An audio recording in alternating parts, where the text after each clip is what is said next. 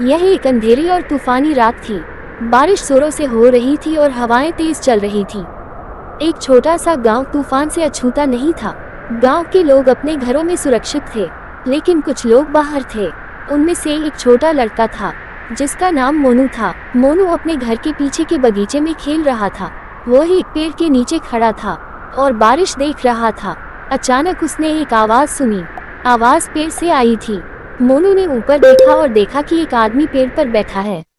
आदमी का चेहरा काला था और उसके बाल लंबे और सफेद थे। उसके हाथ लंबे और पतले थे और उसके नाखून लंबे और कांटेदार थे। आदमी का चेहरा क्रोध से भरा था। उसने मोनू को देखा और कहा, मुझे तुम्हारा खून चाहिए। मोनू बहुत डर गया। उसने भागने की कोशिश की, लेकिन आदमी बहुत तेज था। उसने मोनू को पकड़ लिया और उसके गले पर दांत गड़ा दिए। मोनू चीखता रहा, लेकिन कोई सुनने वाला नहीं था। आदमी ने मोनू का खून पिया और फिर वह गायब हो गया। मोनू को बचाया नहीं जा सका। उसका शरीर पेड़ के नीचे पड़ा मिला। उसके गले पर दांत के निशान थे। गांव के लोगों को बहुत दुख हुआ। उन्होंने मोनू का अंतिम संस्कार दिया और उसके लिए प्रार्थना की, लेकिन मोनू की मौत अभी भी रहस्य थी। कोई नहीं जानता था कि आदमी कौन था और वह कहां से आया था। मोनू की मौत के बाद गांव के लोग बहुत डर गए। वे रात में या फिर तूफान में बाहर जाने से डरते थे। वे सोचते थे कि वह डरावना आदमी फिर से आ सकता है और उन्हें भी मार सकता है, लेकिन कोई भी कुछ नहीं कर सका क्योंकि वह डरावना आदमी बहुत शक्तिशाली था। आए दिन गांव में कोई न कोई व्यक्ति गायब हो रहा था, या फिर उसकी मृत शरीर खेतों या फिर पेड़ के पास मिलती थी। एक दिन एक बूढ़ी महिला गांव में आई। उसने गांव के लोगों को बताया कि वह एक जादूगर है। उसने कहा कि वह उस डरावने आदमी को ढूंढ सकती है और उसे मार सकती है। गांव के लोग बहुत खुश हुए। उन्होंने बुजुर्ग महिला से मदद करने के लिए कहा। बुजुर्ग महिला ने उस पेड़ के पास जाकर संस्कृत में मंत्र पढ़ा। मंत्र के प्रभाव से पेड़ सूख गया और गिर गया। पेड़ के नीचे आदमी का भी शव पड़ा था। ये वही था जो पिछले कई महीनों से गांव के लोगों का खून चूस रहा है और उन्हें मार रहा है। बुजुर्ग महिला ने आदमी के शरीर को जादुई मंत्र से जला दिया। उसने गांव वालों को बताया कि यह आदमी एक पिशाच था। पिशाच एक प्रकार का भूत होता है जो इंसानों का खून पीता है। बुजुर्ग महिला ने कहा कि अब गांव के लोग सुरक्षित हैं। गांव के लोग बहुत खुश हुए।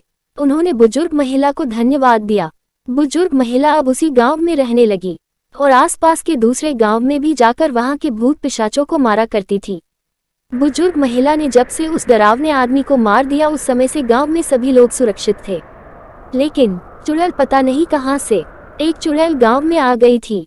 वह चुड़ैल उस बूढ़ी जादूगरनी को खोजते हुए यहाँ आई थी, क्योंकि कई वर्षों पहले जब वह बूढ़ी जादूगरनी जवान हुआ करती थी, तब उसने इस चुड़ैल को एक पेड़ में ही कैद कर दिया था, जिसकी वजह से यह चुड़ैल कई वर्षों तक एक सुनसान जंगल के एक पेड़ में बंधी रही थी। इसलिए उस चुड़ैल ने उस जादूगरनी महिला को मारने की प्रतिज्ञा ले रखी थी। इसलिए वह चुड़ैल जादूगरनी को खोजते हुए इस गांव में आई थी। वह एक शक्तिशाली चुड़ैल थी और उसने जल्दी ही गांव के लोगों को अपने वश में कर लिया।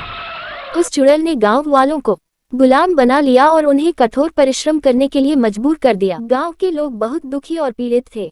हर हफ्ते गांव के किसी एक व्यक्ति को चुड़ैल अपने भोजन के लिए मारकर खा लिया करती थी। गांव वाले चुड़ैल से मुक्त होना चाहते थे, लेकिन वे कुछ नहीं कर सकते थे क्योंकि वह बहुत शक्तिशाली थी। लेकिन जादूगरनी की पिशाच को पकड़ने के लिए कई महीनों से गायब थी। एक दिन वह बूढ़ी जादूगरनी गांव में लौटी। वह जिस पिशाच को पकड़ने गई थी वह बहुत ताकतवर था और महिला अब बूढ़ी हो चुकी थी। इसलिए 3 महीनों से बूढ़ी महिला दिन रात उस पिशाच से लड़ती रही। जब जाकर उस जादूगरनी ने पिशाच को मारा। इस लड़ाई से जादूगरनी बहुत थकी हुई थी, इसलिए जब वह गांव आई तो चुड़ैल ने उस पर आक्रमण कर दिया और बूढ़ी जादूगरनी कुछ नहीं कर पाए और उसकी हार हो गई और चुड़ैल ने उसे मार दिया।